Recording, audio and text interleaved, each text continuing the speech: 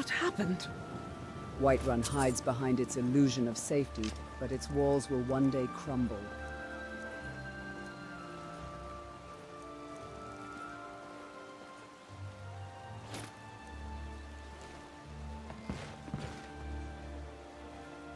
Okay then. What do you need, lass?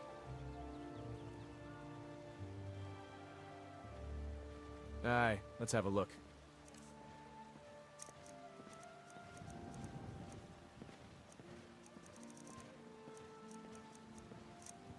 Damn Most shame. people in Skyrim don't care for Dunmer.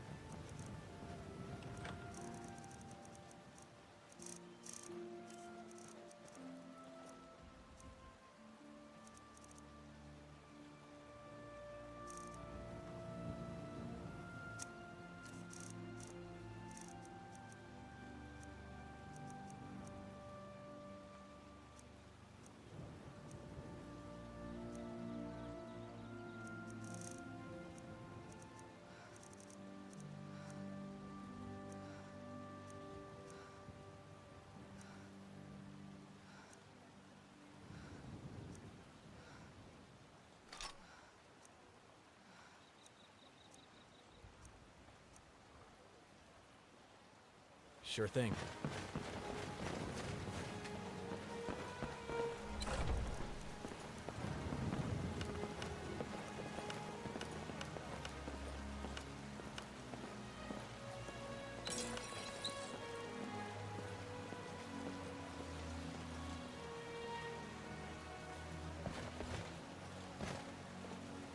Aye, milady. I'm always up for a good trade.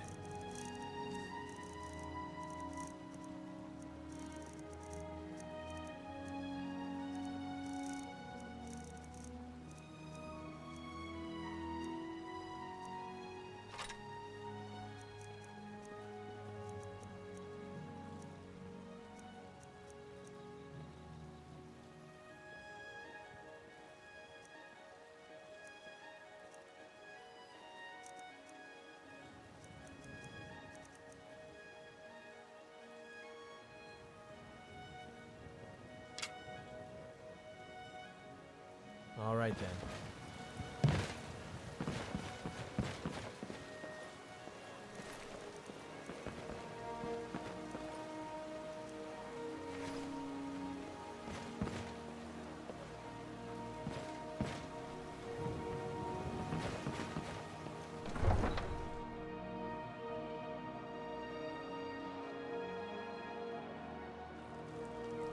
I am the Huh? Merble knows many poisons. We are on the hunt. Of course, we won't return empty-handed. Meat from fresh kills. The scent of victory is on the wind. Nice weather for a journey, eh? Yeah. It will be a good day. I can feel it in my gut.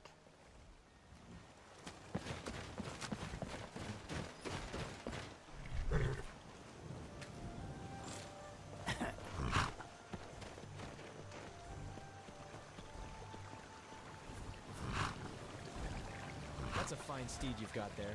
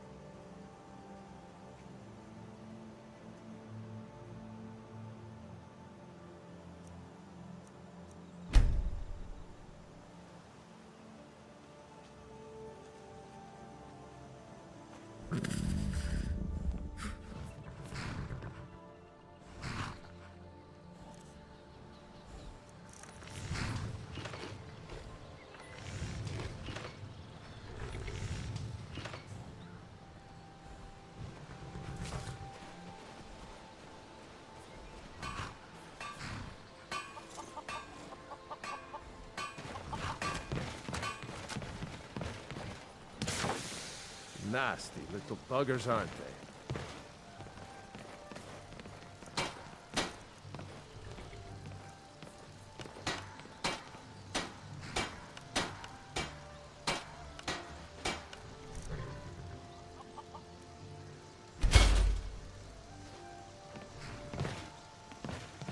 We've stopped. What is it? What do you need to take?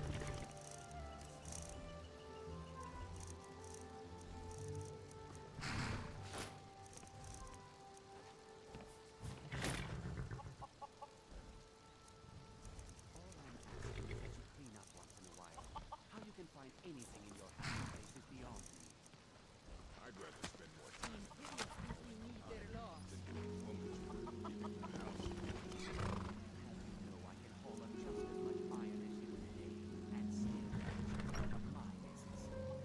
Think so? I'd like to put some septums behind that post.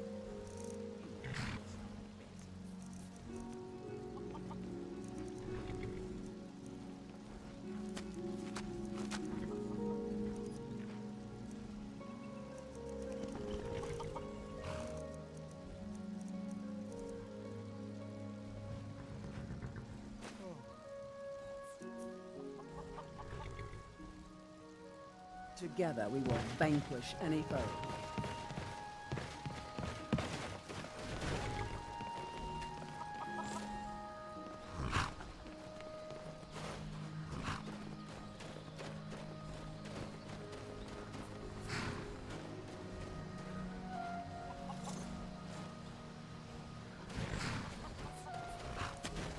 Everything was going great in Red Bell.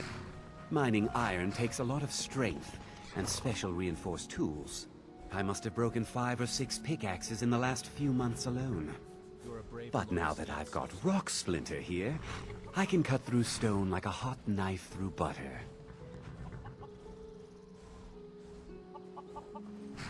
It certainly is. Was, I suppose. You think living with Grogmar is easy? Did you see how he lives? Now I've got to clean up this mess. Fortune to you and your children. You think you're tough, huh? Mining's my life now. I wouldn't want to do anything else. I suppose you think you're tough. The real work happens in places like this. Blood and sweat is what Welcome makes to the world Shorestone. turn. Came all the way out here to see us, did you? I suppose you're used to traveling, being a stranger around here. We have guests as often as we can, but there aren't a lot of travelers these days. No? I'd rather spend Have more you time ever in been to the mine Darkwater or Crossing? iron. My parents live there. Woman's work keeping the house clean. I'll have you know I can Darkwater haul Crossing up is just a as much difficult iron journey. as you in a day. Mind yourself. Still managed to clean up my messes. Think so, huh? Maybe you'd like to put some septums behind that boast. You have yourself a bet. You think living with Grogmar is easy? Did you see how he lives? You two will just have to learn to get along until we can build you another house. At this rate, that'll never happen. Quit your bellyache. We've all got our problems.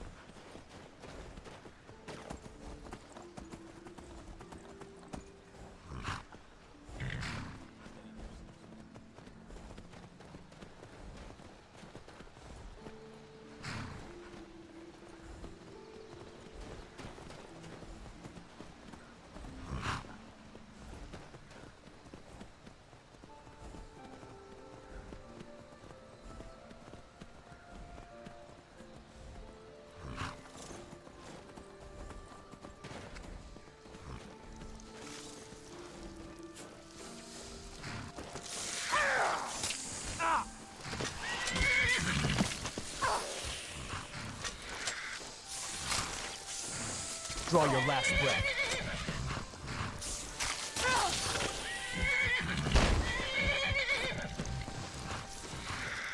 I'll cut you down.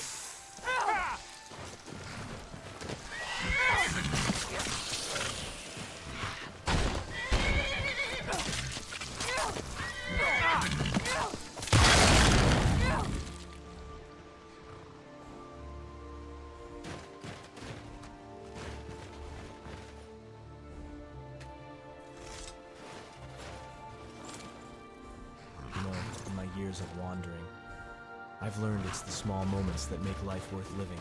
Like a warm fire on a cold night, or a shared laugh in the heat of battle.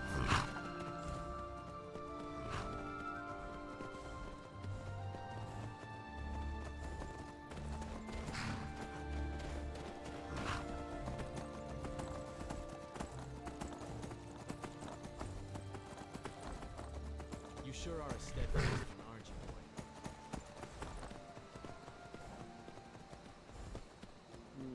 Caves. Wonder what's below.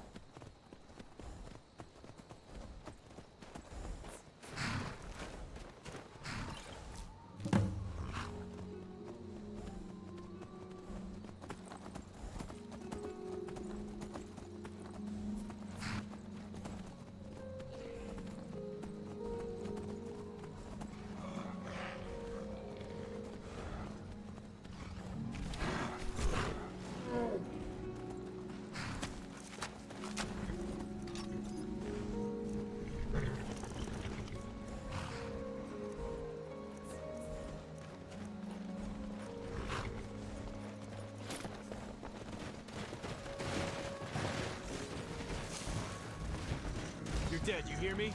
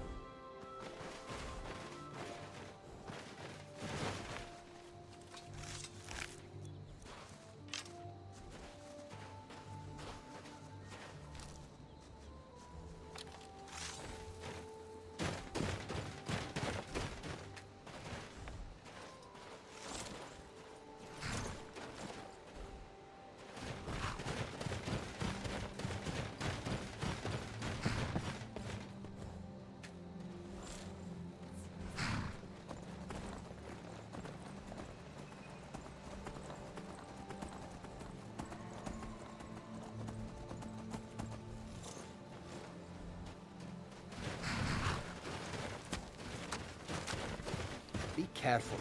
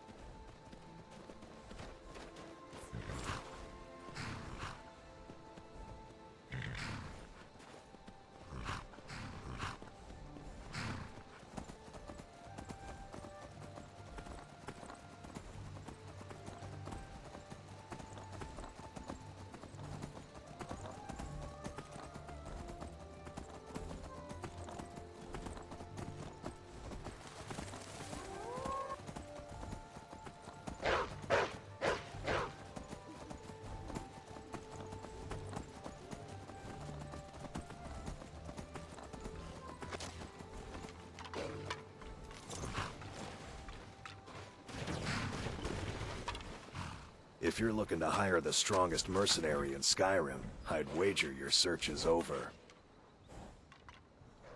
Gold solves most problems, doesn't it? Thanks. Looks like you've got some help already. I'll join you, but you'll have to let your comrade go. What do you say?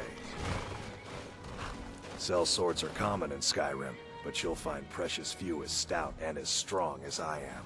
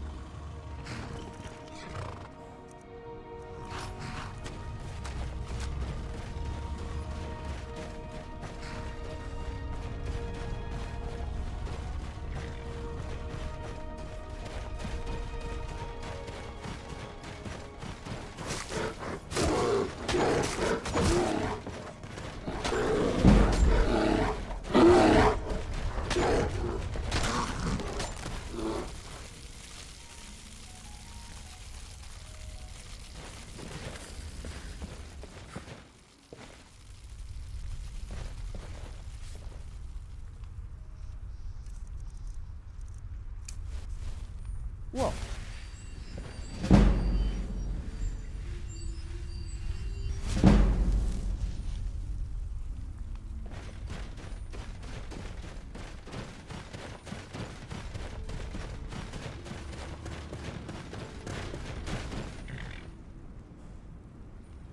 That it?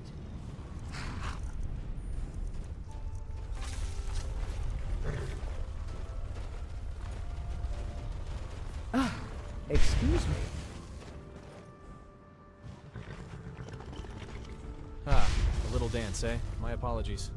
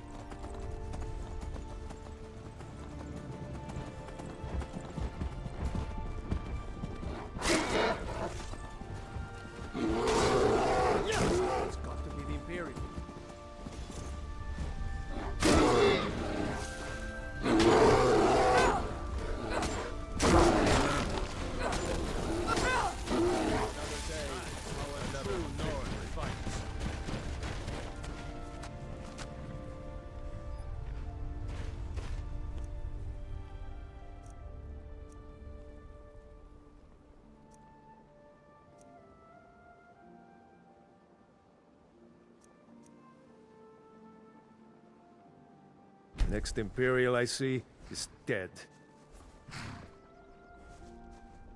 You want a real fight, eh? Then suffer the Emperor's wrath. That's your best? No! Do your work! That's it?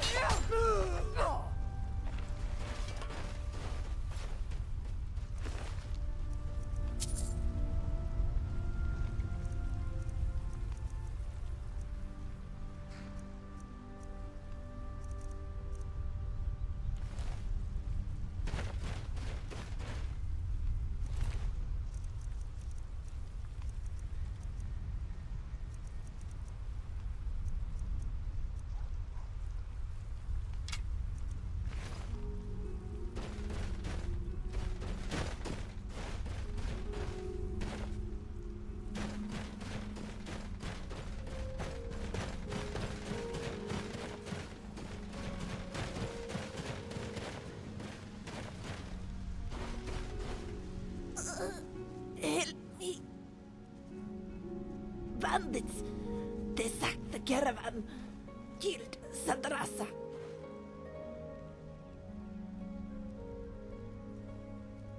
Yes.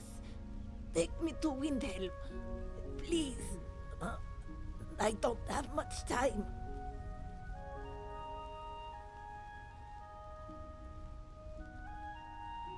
Thank you, traveler. Thank you so much.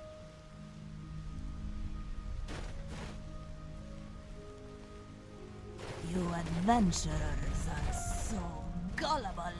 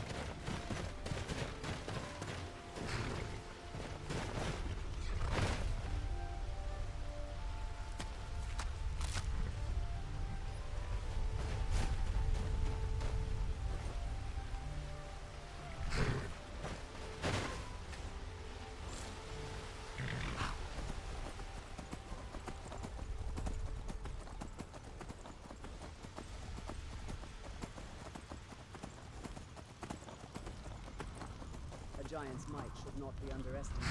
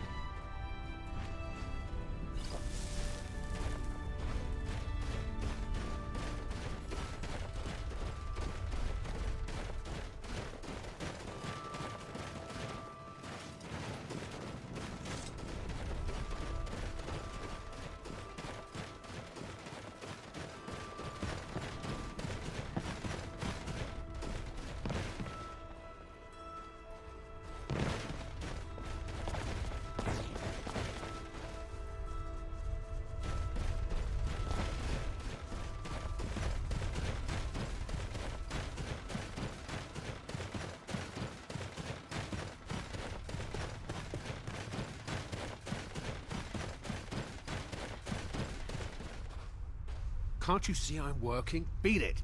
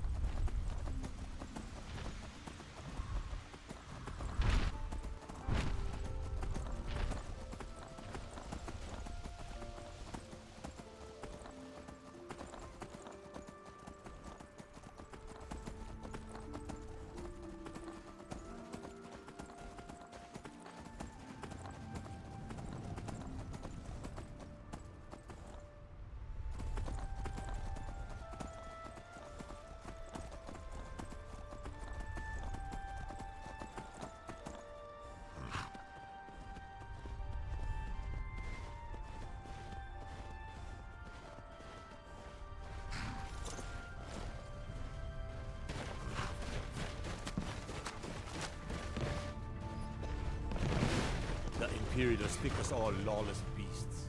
I'm proof of their ignorance.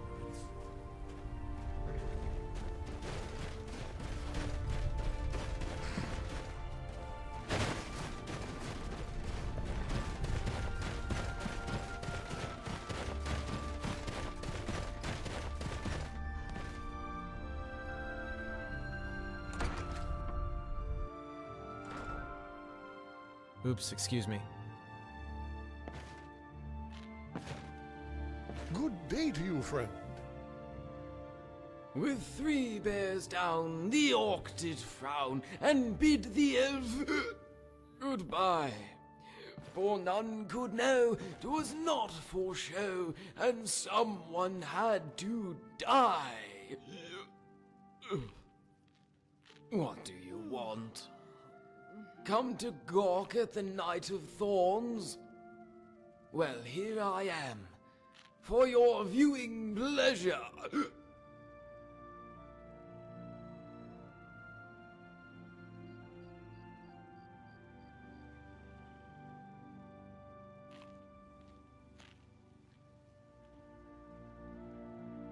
Sorry, traveler, but this scene's for only the worst kind of knave. Brigands, sellswords, knights without dignity or honor. Did you know that the Countess of Shadenhall was nearly assassinated by someone in her own circle? Her most trusted knight. They say she kept him by her side at all times, like a lady clutches a rose.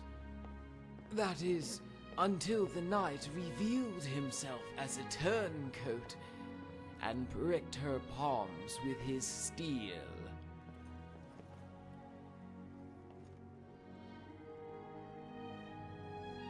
Yes, and she survived. Such is the depth of my failure. In fact, so pathetic am I that the Countess chose to exile me rather than take my head. One final insult for the Knight of Thorns.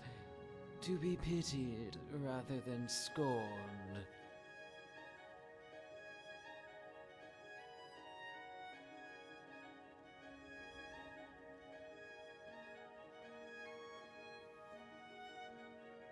Yes, that was an order founded by a previous count, Farwell Indaris, one of the heroes of the Oblivion Crisis. At one point, however, one of his descendants, who disliked the thorny sigil, decided to alter it to suit her tastes. She was fond of roses. So the Knights of the Thorn became the Order of the Roses, fighters chosen as much for their incorruptible honor as their skill in battle. We swore an oath to more than the Count. We swore to uphold the very essence of virtue. We were the unsullied, the unspoiled. Every single member arose without a thorn. That is who you speak with. An elf who betrayed not just the Countess, not just her ancestors, but the very ideal of what a knight aspires to be.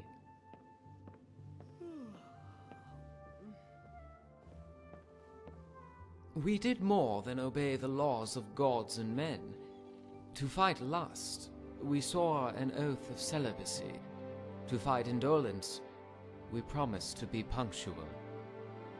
To fight passion, we refused to drink. And to fight greed, we often shared our spoils with the townsfolk. We were more than just honorable, more than mere knights. We were immaculate. Emphasis on the word were. The Knight of Thorns does not smell like a rose. He is a poisonous vine, and his touch is venom.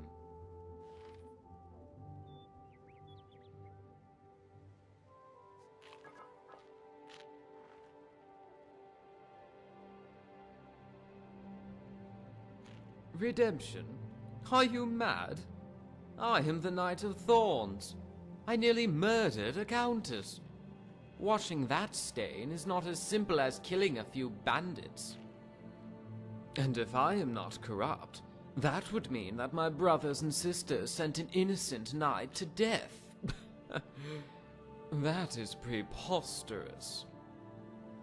For as you can clearly see, I am a boorish fool who will cover your face in spittle and your tunic in blood.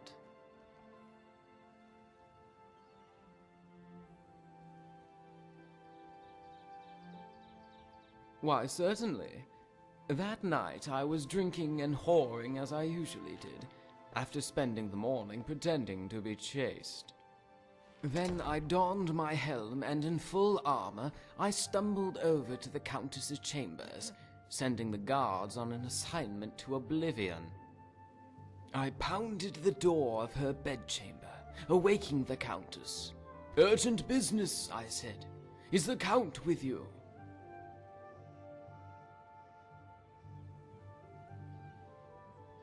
She told me the Count was in Bruma, discussing some sort of territorial dispute over the Countess's buttocks. Then I told her that I had good news and bad news. The good news was she wouldn't be in pain for long. Then I gave her the bad news. When I was finished, I did what most traitors do. I defiled the corpse and then laughed maniacally before returning to my bedchamber for a nap.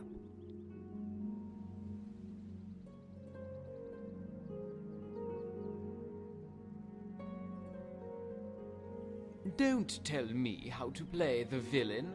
I am the Knight of Thorns. I invented treachery. And maybe I exaggerated a few of the details. But what do you expect from a proven liar? Some called me the White Rose, a paladin in pure white armor, said to be painted by a soul that was the very same. I deceived all of Cyrodiil with my feats of valor. The liberation of Fort Farragut, the vanquishing of the warlocks of Quickwater Cave. All a ruse, an unctuous gambit to earn the trust of the fair Countess. Then, without cause, motive, or provocation, I stabbed her in the chest. Thank the divines, the steward was there to witness the entire deed, and to provide the Countess with the health potion that saved her life. Of course, he never saw my face, but there was no mistaking my armor, and no mistaking the petals of blood that stained its chest plate. So it was obviously I who, jealous over her love of the Count, clumsily stabbed the woman I was sworn to protect.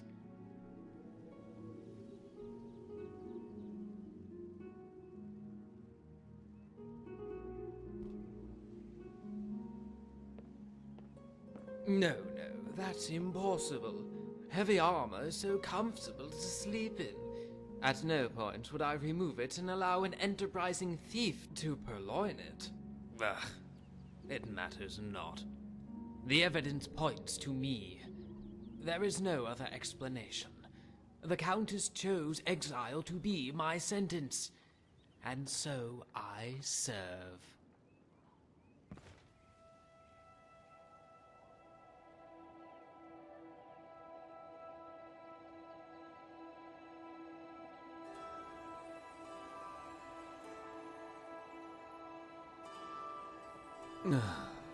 You sound like someone I once knew.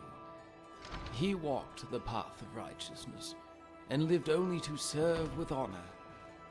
For the integrity of the court, the Count, and the Countess, he played the role that has been cast. For their sake, he let the lie become truth. He believed the two, and when he died, perhaps the gods would exonerate him and let him walk once more amongst the roses. You sound like someone I once knew.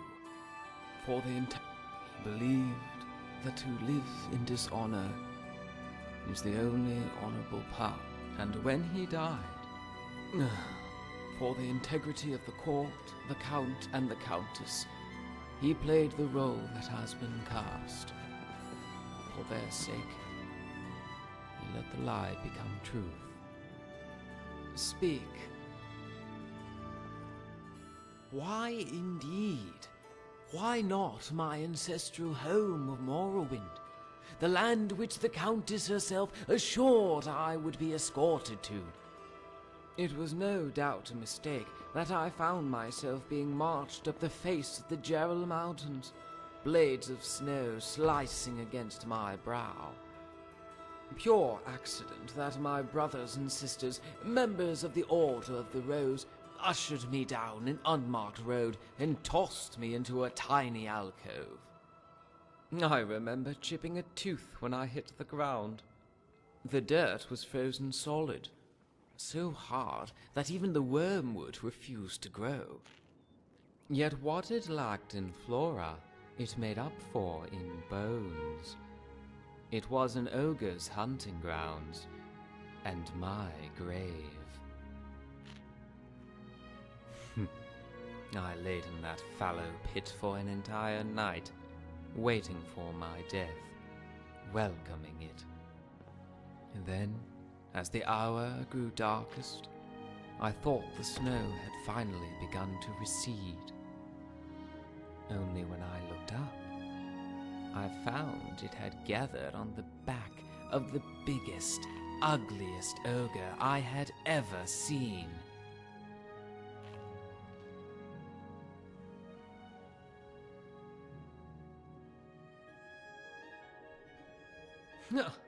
You tell it true. That is, if I were dignified enough to qualify as fecal waste. I have no doubt my infamy reached this particular ogre's ears, as even he would not deign to gnaw on my traitorous bones. The dumb brute stared at me for what seemed like hours, before letting out a grunt and chewing on the goat carcass that he dragged to the alcove. If that wasn't humiliating enough, he proceeded to tear out a chunk of flesh and offer it to me like I was a pet. I lacked the courage to refuse.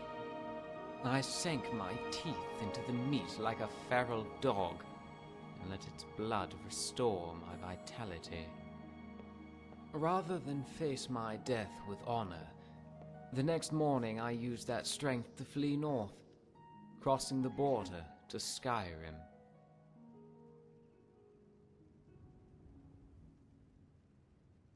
Begone. What is it? I am at. Oh, wait. Greetings. A fine day to you.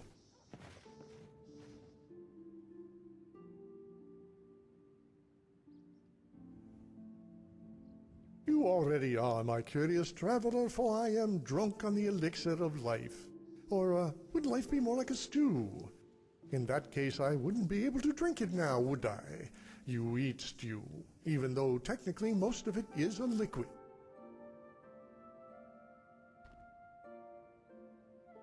Actually, I'm not in a good mood, but a normal one. I'm not the type to ditch. My mind is only capable of one type of thinking, the positive kind, which is why it came as a shock to hear one of my friends accuse me of being, quote, less than courteous to him during a chance meeting in Skyrim. It turns out that he had the displeasure of meeting my doppelganger, though I myself have never been this far north.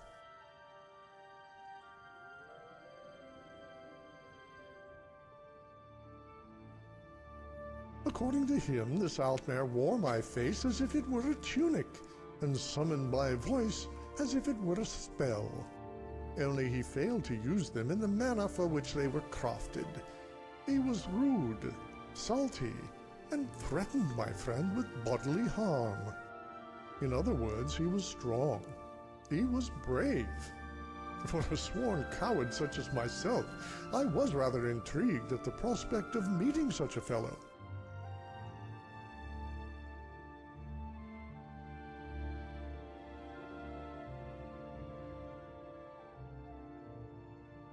True, but my relation to this mare is more than just appearance and a slightly melodic voice. According to my friend, he is a Thalmor. For you see, I was once a part of that organization myself, before circumstances forced me to resign.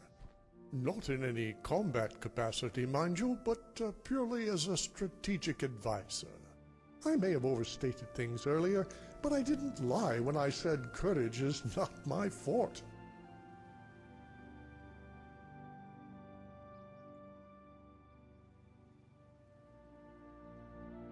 Yes, he was staying here at the Braidwood Inn.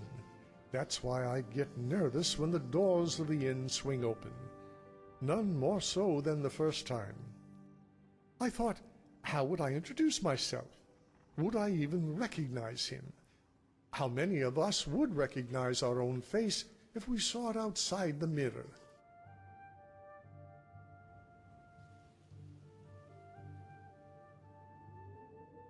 It was silly in retrospect.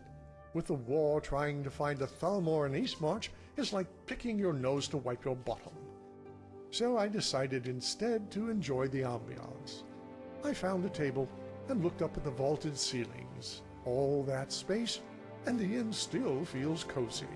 I was curious as to how they light the chandeliers, given how high they are, so I called the innkeeper's wife over to ask her. Yet, before I could say anything, the first words out of Idra's mouth were, "Oh, you're back. Do you want the usual?" I nodded yes, and sheepishly hid my face in my shoulders as she brought a pint of black briar mead and a salmon steak.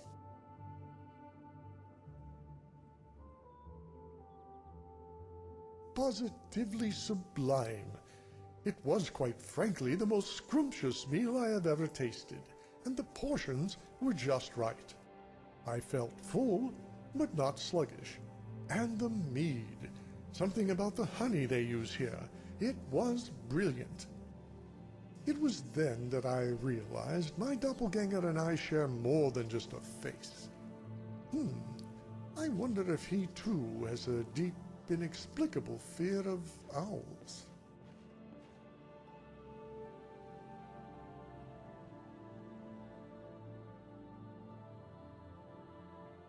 Are you suggesting I do these acts and then pin the blame on my double? I should be careful around you.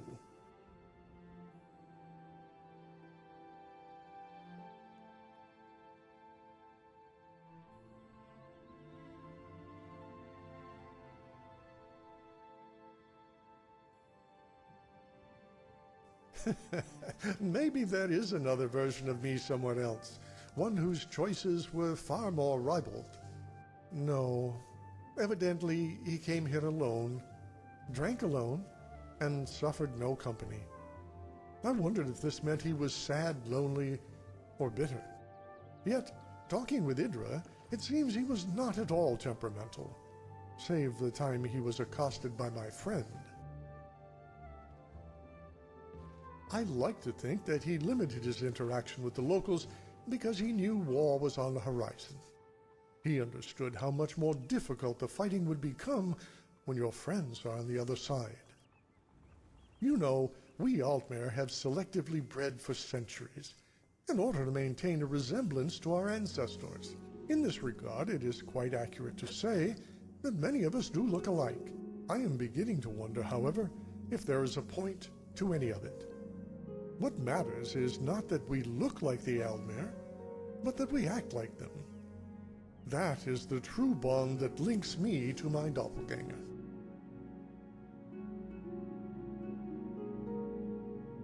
Do you mean separated at birth, like in the mirror? That would be something. Berdier-Weyans is my favorite author, after all. I have always wanted a seventh brother. No offense to the 6 I already have. They are all wonderful. However, lately, I have been entertaining another theory. What if we weren't separated by birth, but by choice? What if we're the same person, having led different lives? Two Altmer of identical physical makeup, parting ways at one of life's many forks. The result is two vastly different personas, Skyrim having shaped him as much as the Somerset Isles have shaped me. I'm not sure that's a good joke to tell with women present. But don't you get it? She thought he was a It troll. was. I imagine that's why this double of mine intrigues me so. At the end of the Great War, I was offered a great opportunity. It was a high-ranking position at the Thalmor Embassy in Sovngarde. Only I turned it down for the sake of my family. I'd start by asking him about his personal history, see where our paths diverged. If our resemblance is truly as uncanny as my friend proposed, then I'm sure he will be as eager to hear about my life as well.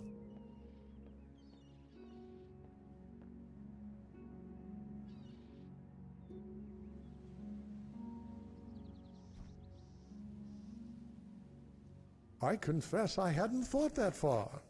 I can't envision a scenario where he's not at the very least curious. And given his associations, I imagine he would welcome any friendly face, not to mention a familiar one.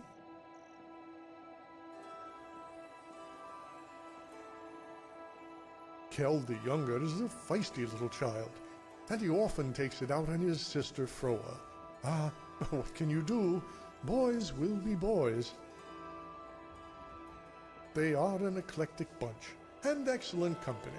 I know I should be continuing my search in solitude, but I can't seem to pull myself away. Not a regret, but curiosity. It was decades ago that I received that promotion to serve in Skyrim as an emissary to the High King. I rushed home to my wife that night, eager to tell her the big news. She said she had the same. I told her to go first. She always did. Had I went first, maybe I wouldn't own a spice shop in the Shimmerine, or know the names of every passerby who comes to greet me on Sunday morning. I wouldn't have those days on the beach with my son, wishing I could bottle up his laughter as if there were nothing more precious in the world. It all changed when my wife went first, when she brought my hand to her stomach and I felt it kick. At that moment, I forgot what I had come home to say.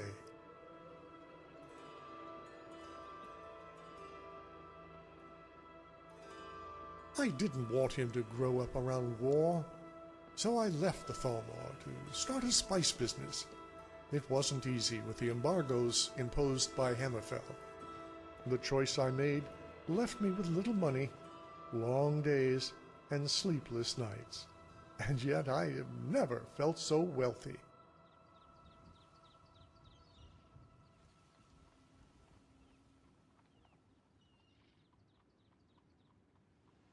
You will never endure a more frustrating, exhausting, and stressful experience than having children.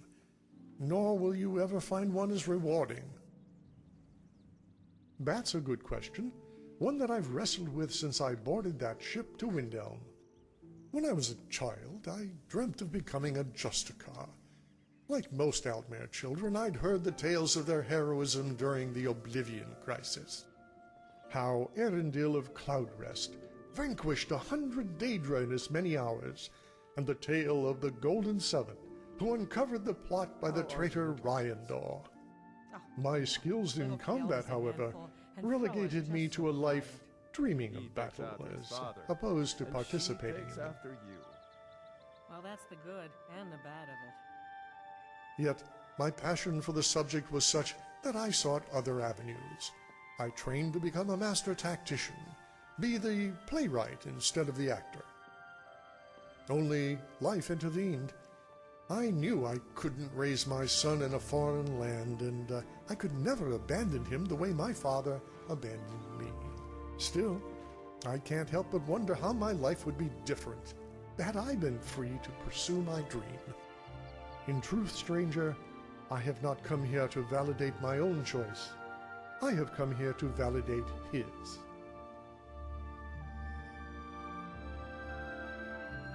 Do you mean separated at birth, like in the mirror? That would be something.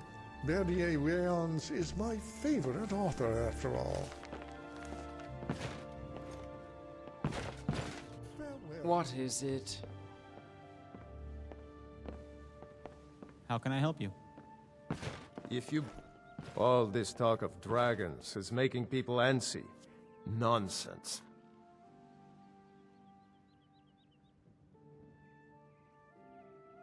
Yes, I've wondered a bit. Legend said... Of course, there's another story of Lena losing the family shield in a different cave. So it depends on who you believe. According to my grandfather, at least. He swore that version of the legend was true. Even found the cave old Lena stumbled into. Hey, if you find it, I could show you some of the clan's favorite fighting moves. They're all shield techniques. Well, a lifetime of study, you might say. The best comes from Riften, but I haven't been there in years. Ever tried making your own? It's, not easy, trust me. Hopefully that story about Lena's shield Seen is the remnants true. of the grove? That? We got the mill up and running.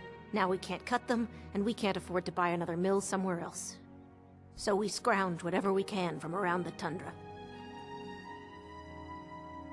Need something? Mm-hmm. How are the little ones? Oh, you know. Little killed is a handful, and Froa is just so quiet. He takes after his father. Need and something? She takes after you. Mm-hmm. Well, that's the good and the bad of it.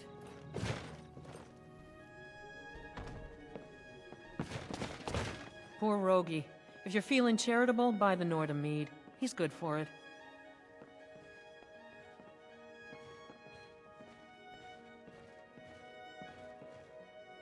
Here, take a look at this.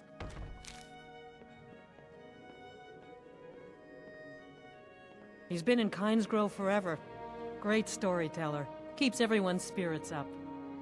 Owes me a lot of coin for drinks. I keep telling him not to worry about it, but he's got the stubborn Nord blood. Damn fool doesn't have the coin to pay me back, so he just beats himself up over it, and then he gets thirsty and it cycles all over again.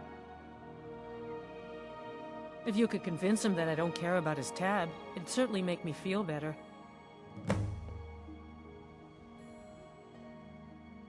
All right, then. Greeting. Well met. Farewell. Did you see my husband already? I'm sorry. He can come off a bit rough at times.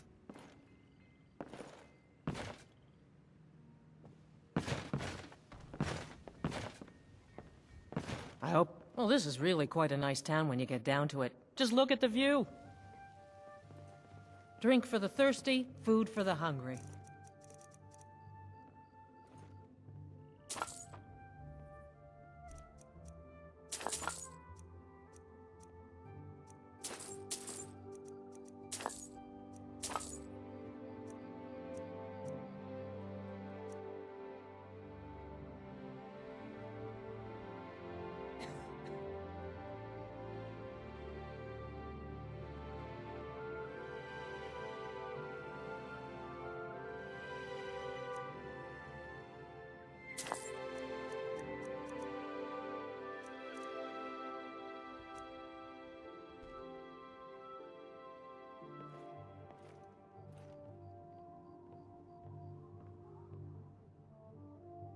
Of course.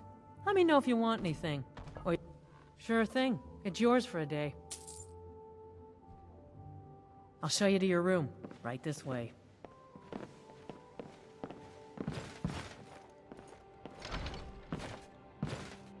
Got some nice...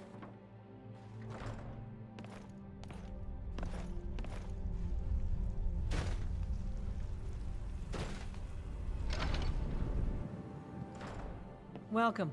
Let me know if you want anything. I think I got a clean mug around here somewhere.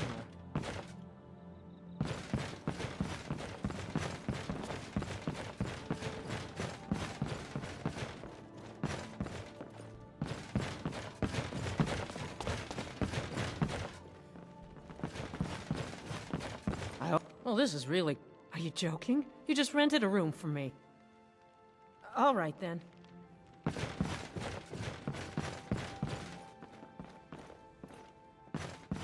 Let's get going.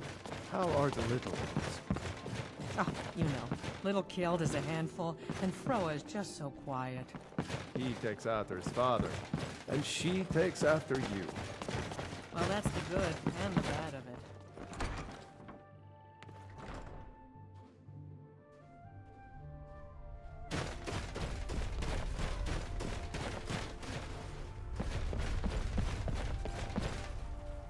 The grove has been good to me. It quiets the mind, makes you forget your worries. I'm a man who would rather not share his name. Because I am a man who fought on the plains of Whiterun. Who could have gained entry to Shore's glorious hall, but in the face of death, begged for mercy instead. On that day, I disgraced myself and my family. I have come to Kyne's Grove in the hope that I may one day restore honor to my name. It is only with Kyne's blessings that I could ever dare to face my family once more. Until next time. The whole of Kyne is much larger than I thought it would be. I am a hunter. Or, well, I strive to be. Every one of them. It's a tradition. In my village, we are all expected to go on a pilgrimage. We honor the ways of Kyne and only take what nature provides us. It is near Kyne's hallowed grounds where we can learn best from her guidance and eventually gain her favor.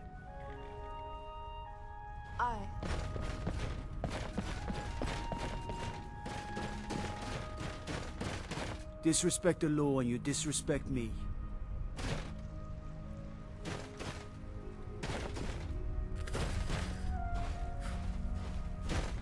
What is it?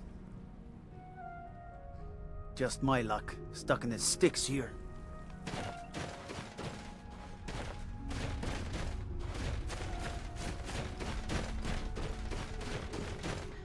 All right then.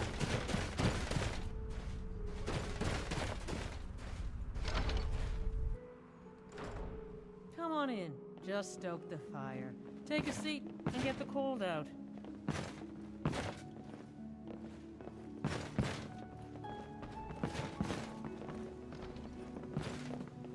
I bet my papa could beat you up.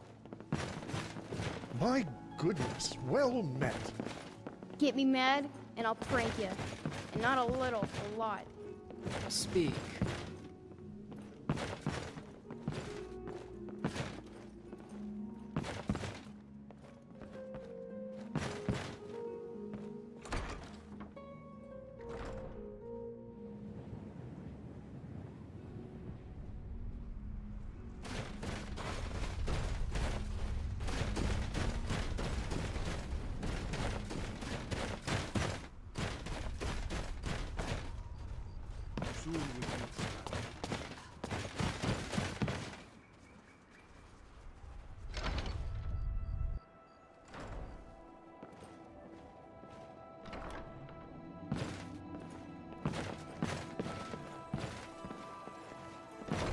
What can I do for you, friend? Hey. Are you here to spit on our traditions? Cut down our sacred trees? Those two Imperials desecrated our grove. They built a lumber mill and wanted to cut down our trees. Worse yet, nobody bothered to stop them until I noticed. These people dare call themselves Nords.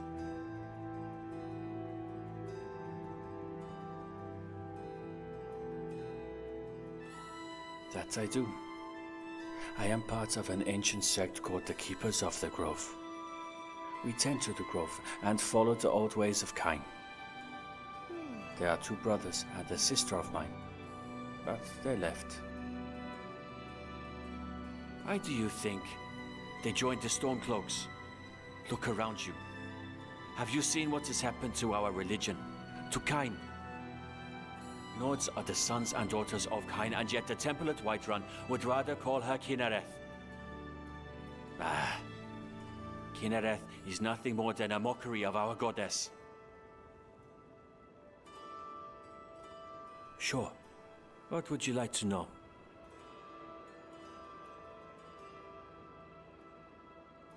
Sure. The blessed hawk above. Kyne.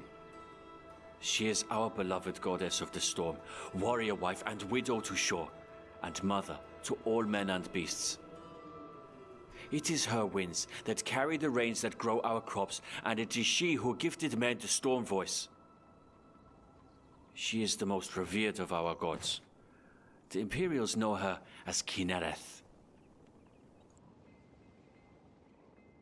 Many would tell you Kyne's Grove is a quiet and uninteresting place.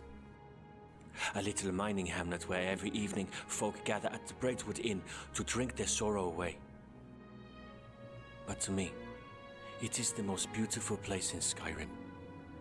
These ancient and hallowed lands are dedicated to our goddess, Kain. In the grove, some come to find peace and quiet. Folk ask for fair weather, and warriors pray for strength in battle. But I come to listen. To listen closely to the goddess's whisper. When she speaks, the leaves dance to her tune, and the pond becomes a roaring sea. Until next time.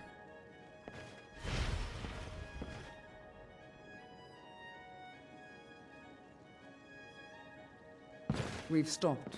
What is it?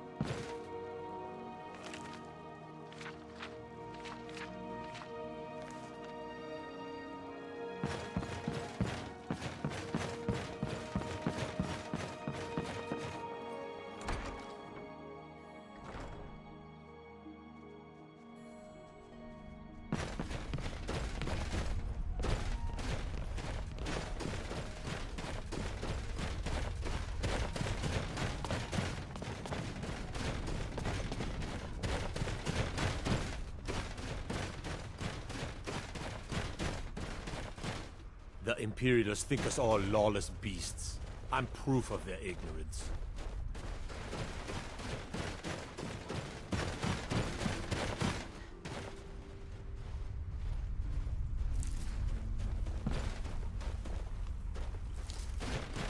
Damn faithless Imperials.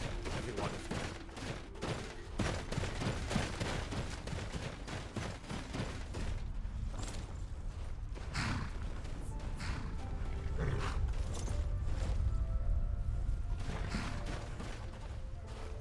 Need something? Ah, bunch of lazy rabble trying... Dead dragons. It hasn't moved since Ysgramor, and it's not going to start now. Superstitious milk drinkers. Mm-hmm.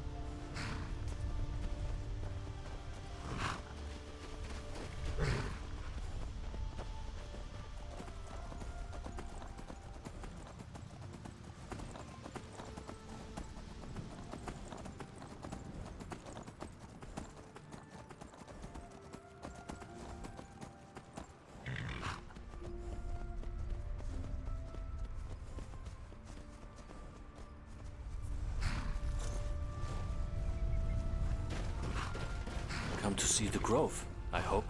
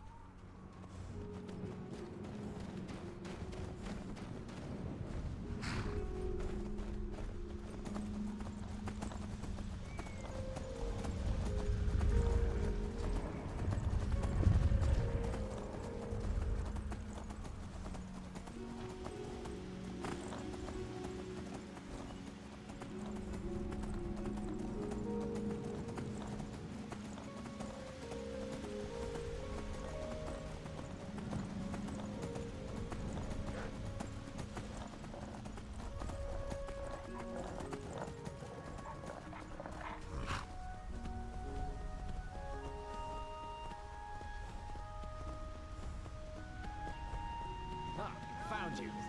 Someone do something.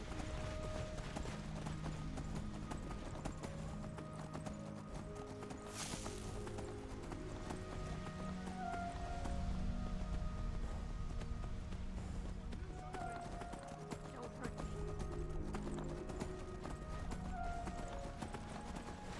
Come along, no more stops. We need to find our way to Solitude. Why are we even going to a wedding at this far-flung end of the Empire anyway? I told you, it's the wedding of Victoria Gucci, an extremely well-connected merchant with the East That's- Empire huh? Company. The Emperor's cousin. I'm getting out of here. Hopefully these gifts... Don't bother me, peasant. I've had a long journey and paid too much coin on these gifts to be late to Vittoria's wedding. See you. I can do this all day. Indeed, if we ever get there. You're mine.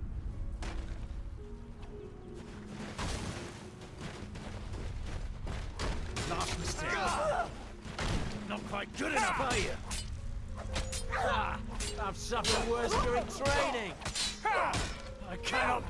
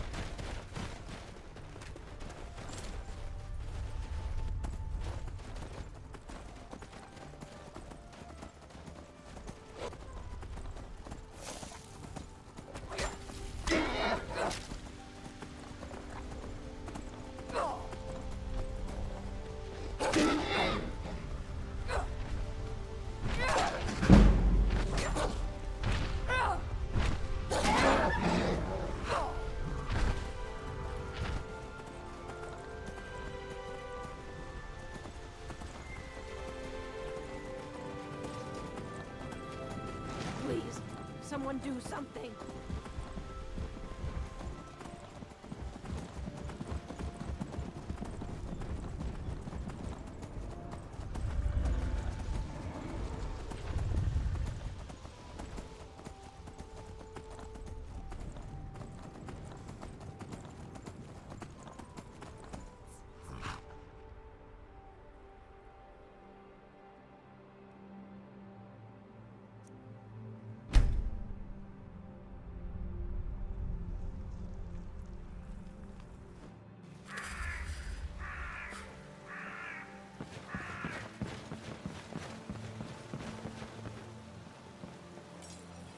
Yes?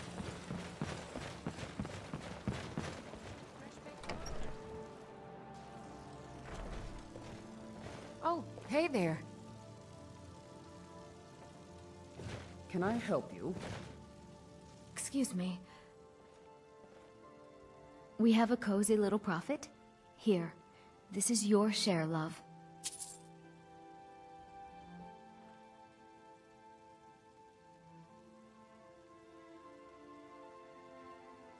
Here, this is fresh. I'll have another meal ready tomorrow. Good place to rest our weary bones, isn't it? Oh, a bit of this and a bit of that.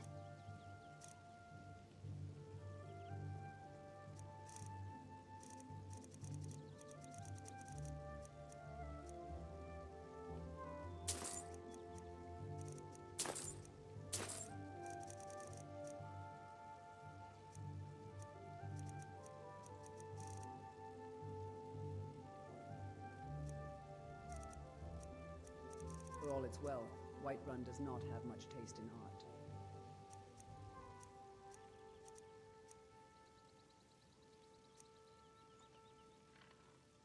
Keep yourself safe, my love.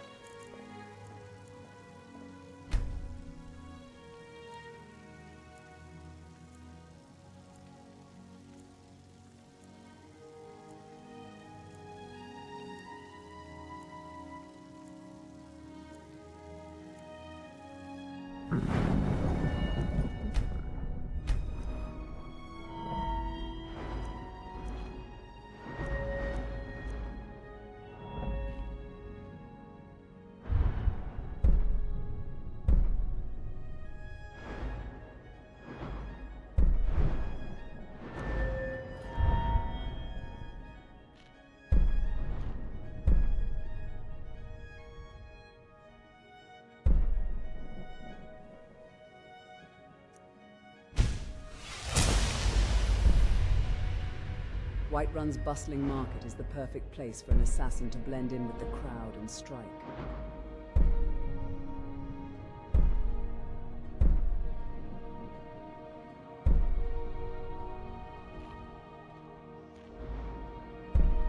Whiterun hides behind its illusion of safety, but its walls will one day crumble.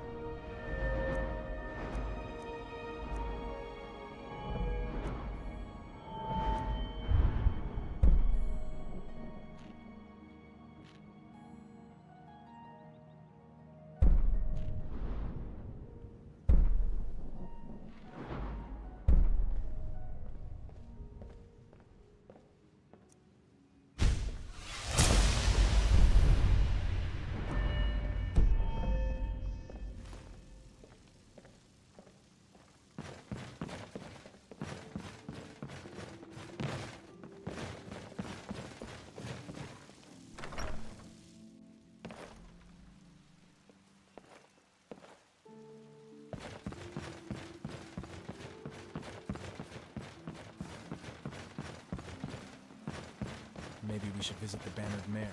It's been a while since Might head down to the meadery later. See Welcome. Let me know if you want anything. I think I got a clean mug around here somewhere.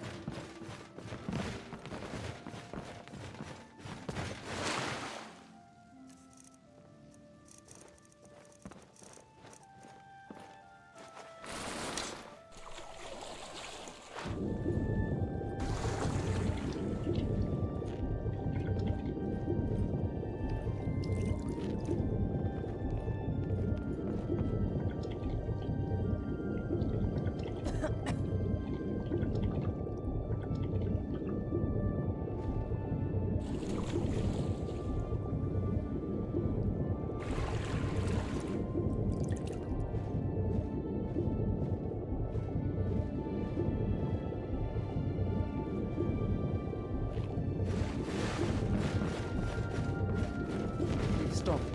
What is it? What the?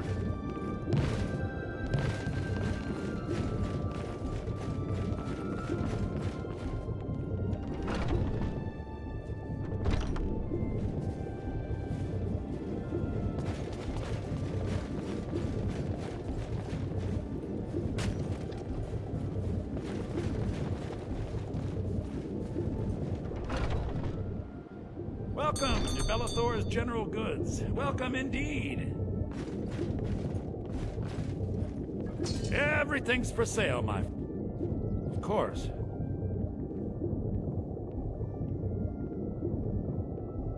Take a look.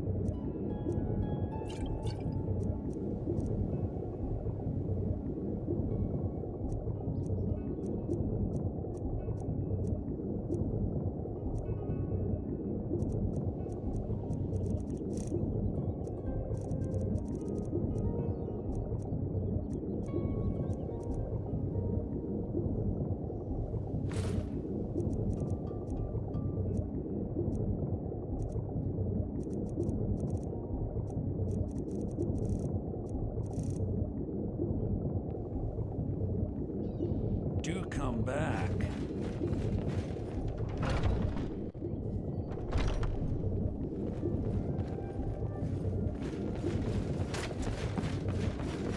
I've been looking for you. Got something I'm supposed to deliver. Your hands open. Let's see here. I have a letter here for you. Looks like that's it. Got to go. Riches beyond imagining. I found these words inscribed in ancient dwarven ruins in the Reach. I believe they mark the entrance to a forgotten city. My brother went in a few days ago and hasn't returned. I need someone I can count on to go in after him and bring him back alive. I've heard great things about you, which is why I'm asking for your help. I'll be waiting for you in the ruins. Please hurry. And remember, riches beyond imagining. Cassia.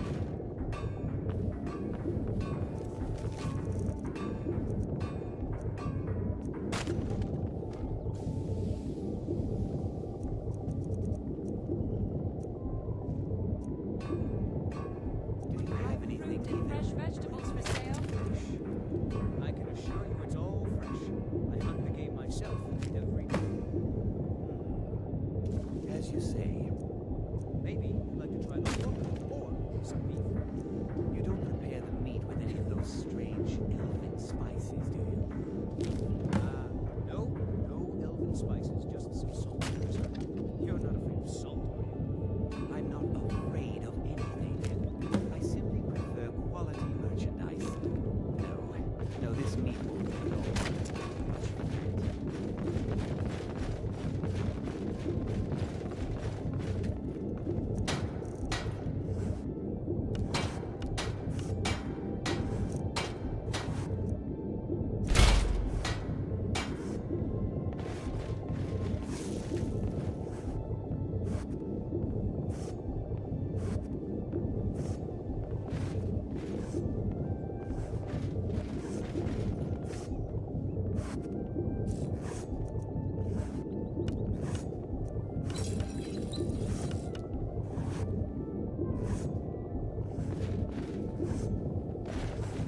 What's brewing? Aye, let's have a look.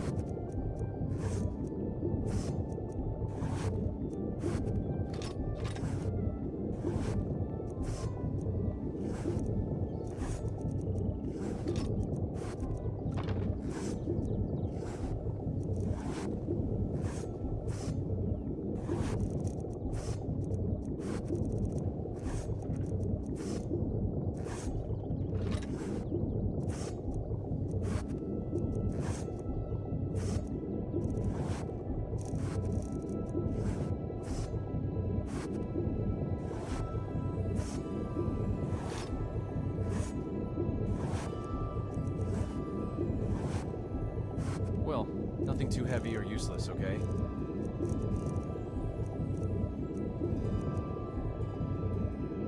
All right then.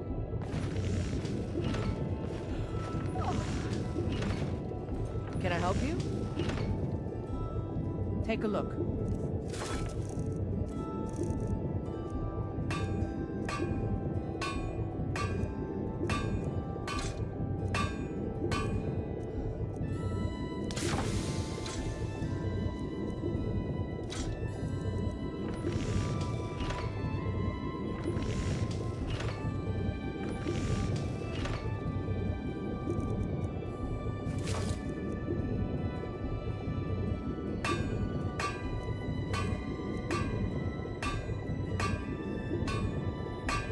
Good luck out there.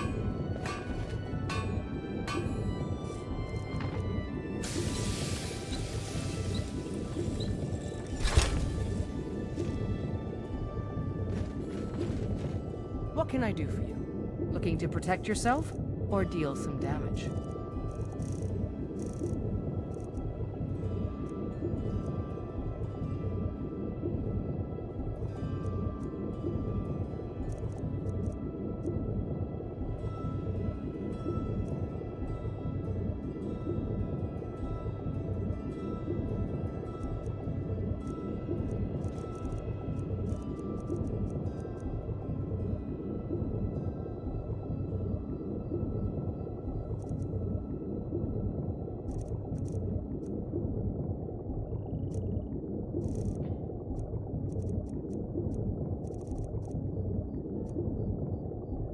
Don't forget to check inside the shop. You're someone who can get the finest weapons and armor.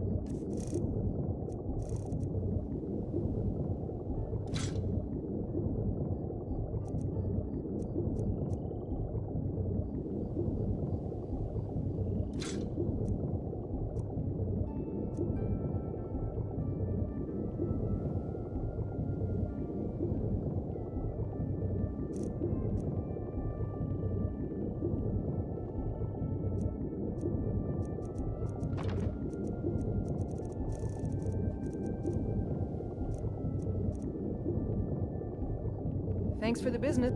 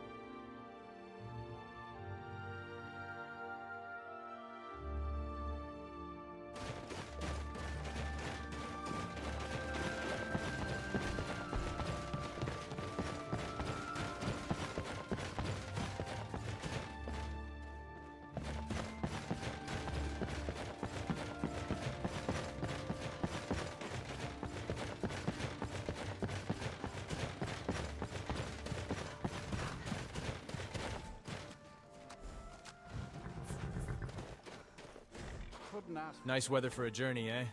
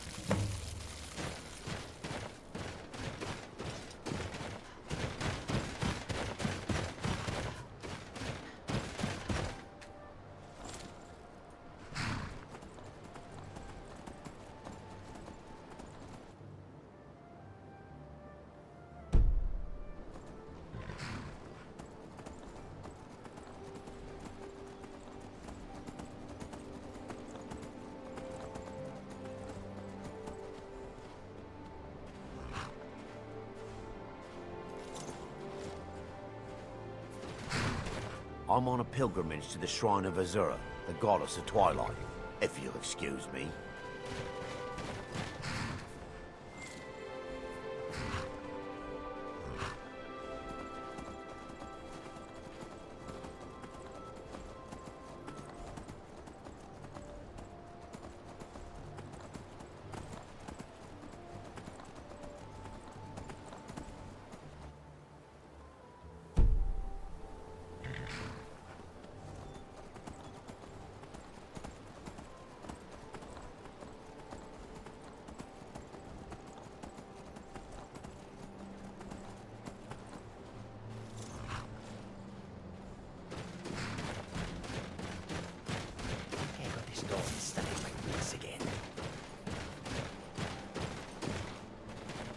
This one needs something?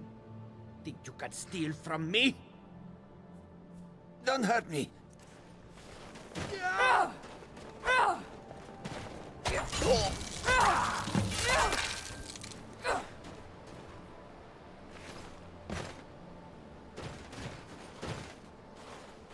There's a quiet peace in Snowfall. Takes me back to my childhood days.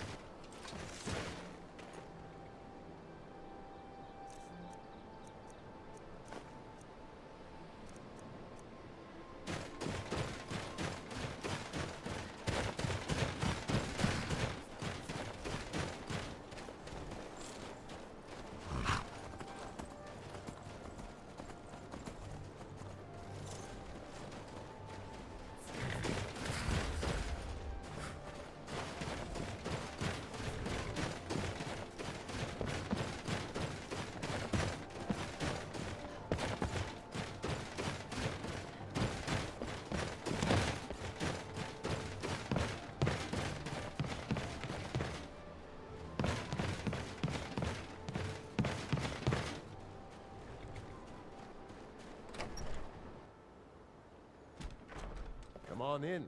Just stoke the fire. Take a seat and get the cold out. We've stopped. What is it? Why are you speaking to me? Yes?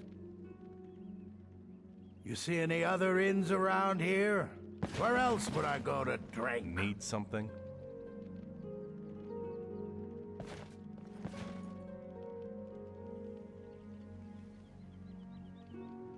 This place has seen better days. Hold on, skeever bait. I ain't no Draugr. Not a real one, anyway.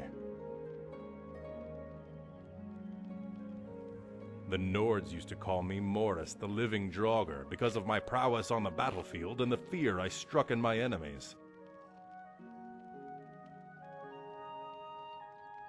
Well, that came after. I figured if these sodding ice blondies were going to start calling me a Draugr, I might as well look the part. Now, where was I? Right, on account I ain't dead. Only now I've gotten to that age where they don't bother to make a distinction. I mean, I get it. Maybe I can't swing Ebony the way she likes it. Maybe some days I wake up and my knees burn, or my back starts barking like my old lady used to when I forgot to burn the trash. But I'm hardly an old man, even for a warrior. Some say I'm still worth the swords of 20 men. I've been saying it for years.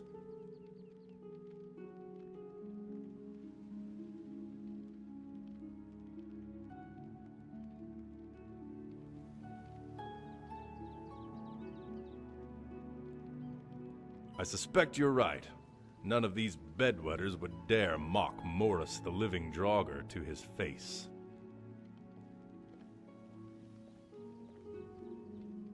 You blind or just slow. Ebony's my sword, my girl.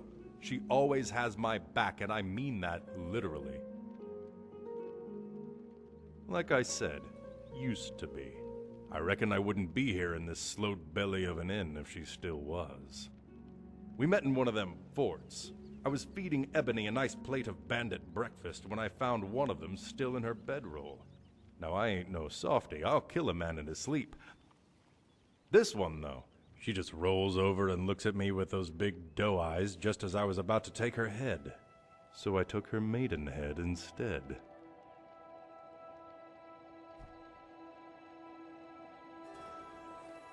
Next day, we went to the chapel in Riften and got Marta's blessing.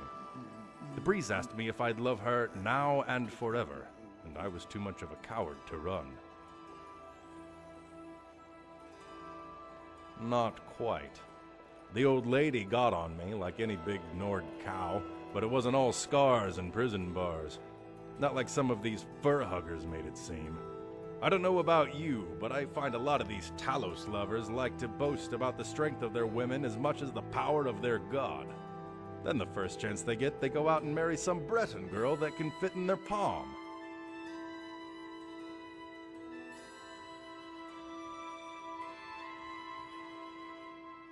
I stuck by my old lady. Reckon half the time she deserved it, and the other half she needed to let it out just to keep her head straight. Ain't easy giving up a bow and arrow for a kettle and broom.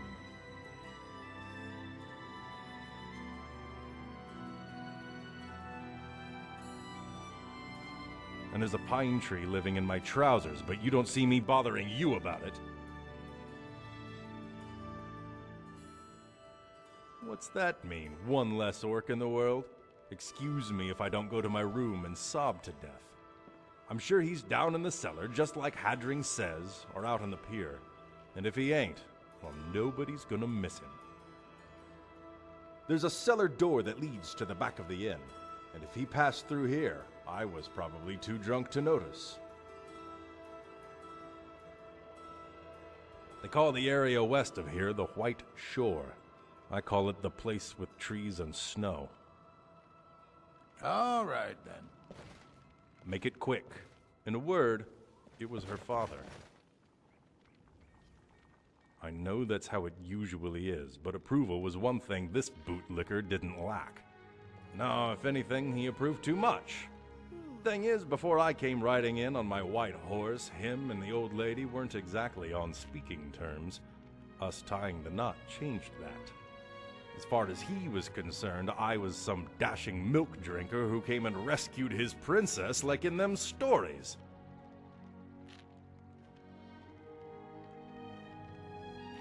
He started hiring mercenaries to accompany me, which ain't my thing.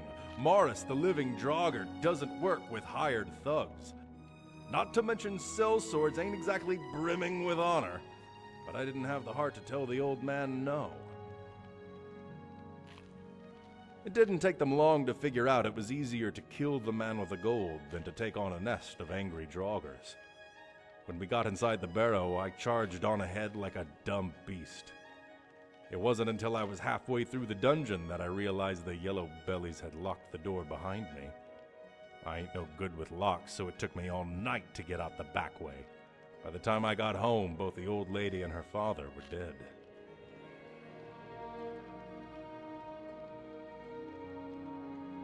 No, I reckon I'll be the one to leave her first. Just as well. I can't bear the thought of some filthy grave robber putting his hands on her waist. Enough of this somber talk. It's a big world, and there are still plenty of ladies to bed and caves to raid. What is it now? Not something. Someone. It all started when I was exploring the Forsaken Cave in Eastmarch. I was being chased by Draugr, and like a dumb mule, I stepped on a pressure plate. Next thing I know, I'm taking a battering ram to the gut. Shattered just about every rib I own, and other parts I didn't know I had. I crawled back to Windhelm. Lay in bed at Candlehearth Hall for 2 straight days. Couldn't even breathe without pain. Then I get this message from an urchin. Said Orthus and Dario wanted to see me about a job. I told him to go screw. The next day, Orthus himself graces me with his presence. I tell him again to go screw. Said I'm too tired to be running his errands. Orthus says it's a milk run, a training exercise for new Legion recruits. They were escorting a minimum security shipment to Solitude. All I had to do was show the little cave rats what to look out for. They'd even be another senior soldier from the, what do you call it? Pennius Ocularium? Hey, my ancestors were Colovian. We founded the Legion. It's the Nibbanese that made up all the little titles and rituals.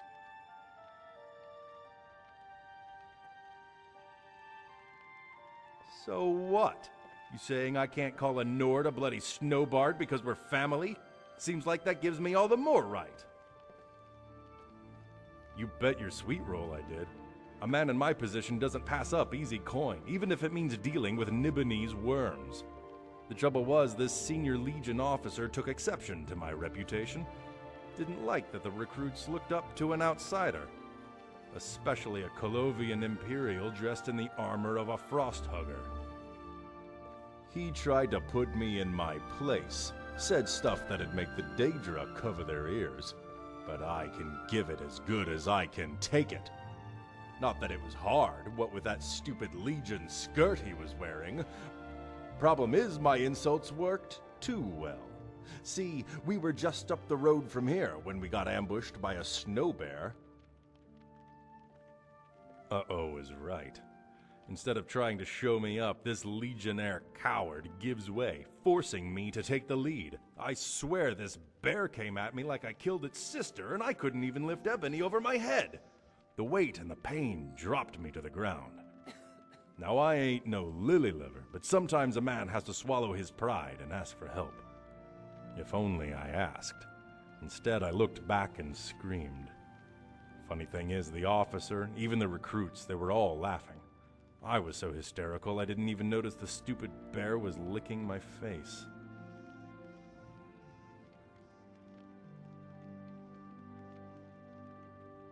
Well, my ribs hurt so bad they had to carry me here. All the while, this Legionnaire has a grin on his face like an open wound. Not a week later, and there isn't a bard in Skyrim who isn't telling the tale of Morris the Draugr and the bear who pitied him. I never see this orc everyone keeps muttering about. Maybe he opened his trap once too often and got himself killed. Or worse, he's sober.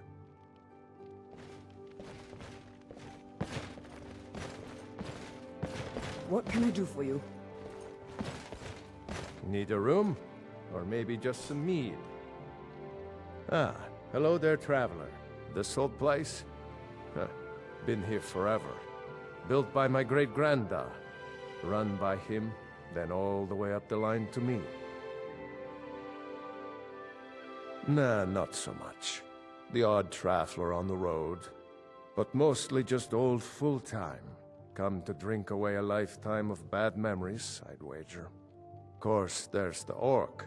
Long-term tenant, that one. For what he pays, I could afford to shut this place down. Him? Oh, name's, Balablob, or, Malaklob, one of them funny orc names. Talks real good, though. Not a savage at all. Said he's a writer. Don't know what kind of job that is, but it must earn him some pretty coin. He's paid up for the next few months. He mostly just hangs about. Goes down to the lake, sometimes samples the stores of wine in the cellar. Man can do whatever he pleases, far as I care. Have you seen Full-Time Sword? It's one of the Makaviri things. You don't think...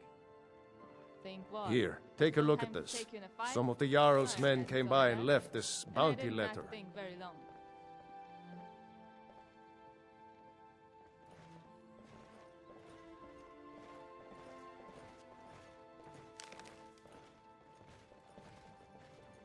Anything you need, just holler.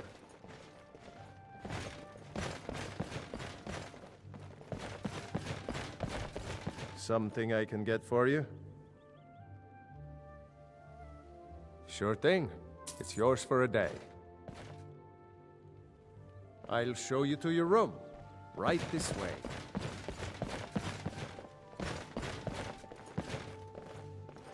Let me know if there's anything else you need.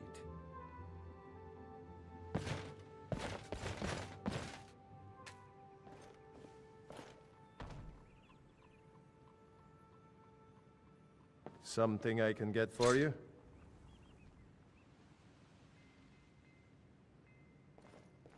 You know what, Morris? No one ever comes to this tavern. If we wanted to, we could kill the old man. Need a room? Or maybe just some mead?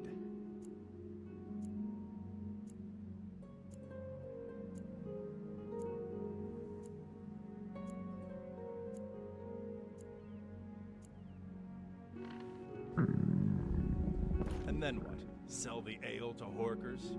You're out of your mind, elf.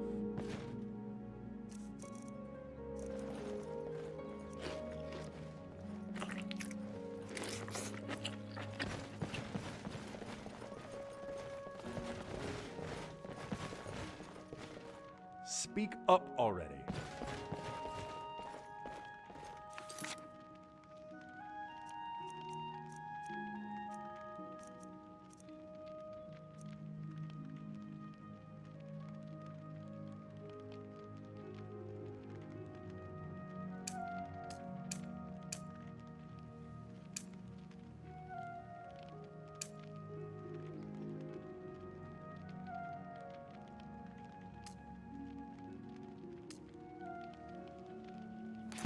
About time.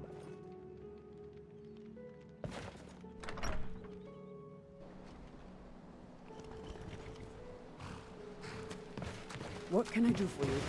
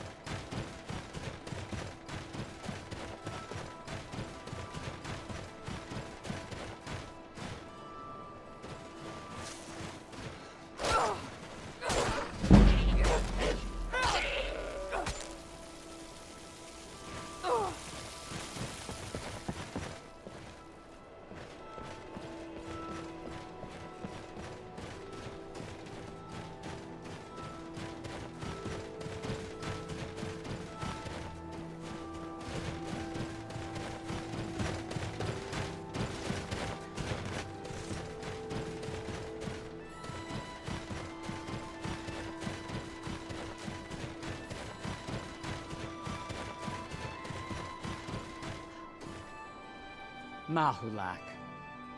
He wants to be a leader, but spends too much time moping over women. Bolar and I should be all he needs.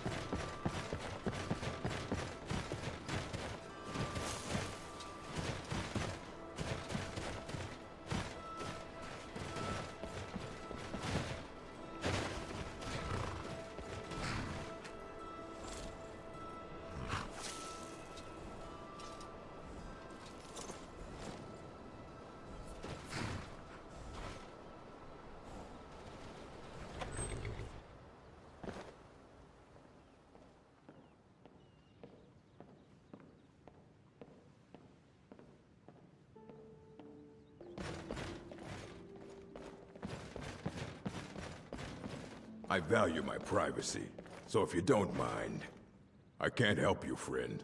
Talk to I value my privacy, so if you don't mind.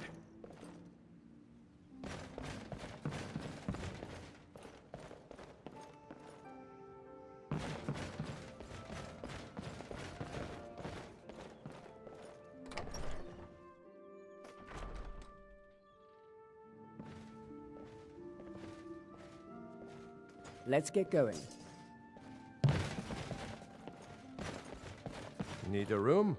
Or maybe just this old place? Huh. Been here forever. Built by my great-granda. Run by him, then all the way up the line to me. And wear something that suits you. Him? Oh, said he's a... He mostly just hangs about. Goes down to the lake, sometimes samples the stores of wine in the cellar. Man can do whatever he pleases, as far as I care. Anything you need. Hold on. Holler. Are you alright? You look like you got ataxia. I'm not a priestess, but I did read Withershins back in the year 199. It's probably nothing. But don't blame me if you grow a maze between your legs. Although I think that's a symptom of weed pain.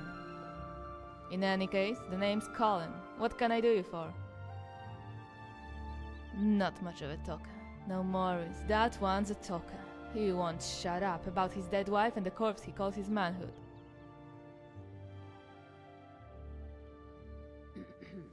Well, he's got his moments. I come to the inn and first thing I ask Hadring is, what you got to drink? And Morris says, I hope you like piss. Poor Hadring. His swill ain't so bad, but with these socialist drinkers around, spreading gossip like a midwife, it's no wonder the inn is so dead.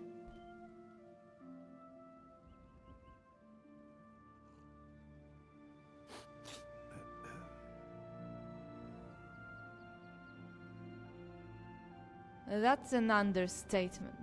Bards like to exaggerate. Jarls like to exaggerate. Morris will step on a cockroach and tell you that he slayed 12 dragons.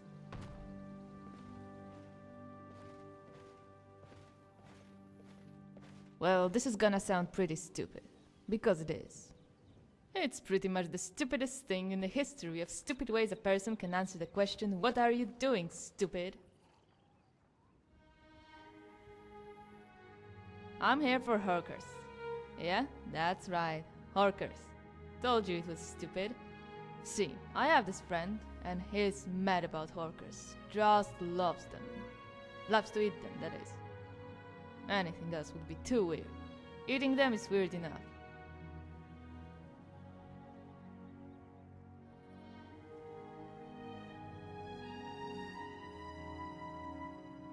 Oh, probably right.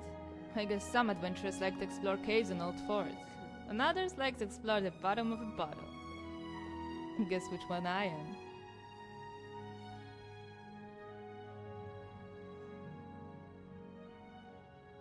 Right, so, one day we're at some inn and he's gobbling down the slop while I'm gobbling down the ale. He's eaten about a half of it when he gets up and goes outside to, you know, drop his own little hulk in the hay. He tells me to watch his stew. As if anyone would put that poison in their mouth but him. Thing is, my head's spinning from all the ale, and pretty soon my arms are spinning too. Especially when one of them bards starts chirping. Take a guess. The big oaf came back right when it hit the floor. Now, I'm expecting things to go airborne. Mugs, flagons, benches, alchemy tables. But he just walked away. Didn't say a word. Would have been easier if he just let me have it.